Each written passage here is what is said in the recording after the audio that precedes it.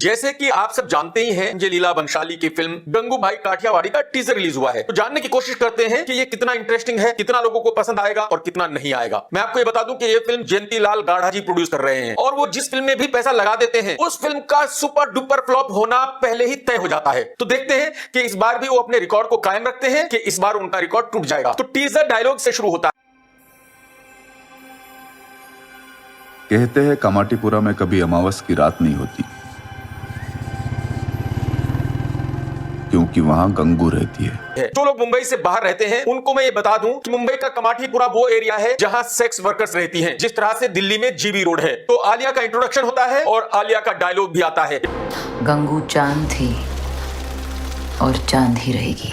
कोठे का माहौल है और आलिया गाड़ी के पास खड़ी होकर सिगरेट पी रही है। संजय लीला भंसाली साहब हमेशा बड़े बड़े सेट पर अपनी फिल्म को शूट करते हैं और ये भी एक बहुत बड़ा सेट है, ये कोई रियल लोकेशन नहीं है। अब आलिया भट्ट का एक्शन है, एक लात मारती है।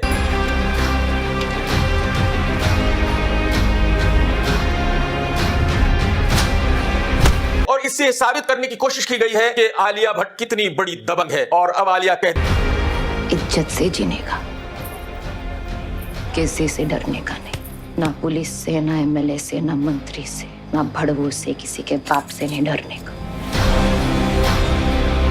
ये बात आलिया ने सही कही है। एक्चुअली ऐसा ही होना चाहिए, किसी को किसी से बिल्कुल नहीं डरना चाहिए। अब आलिया भट्ट का डायलॉग है, जमीन पे बैठी बहुत अच्छी लग रही है तू,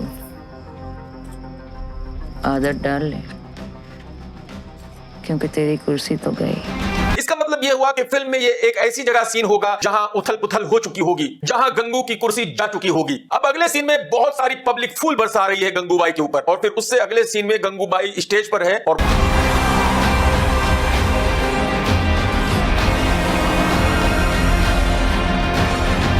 कहती है कि वो कमाठीपुरा की प्रेसिडेंट है।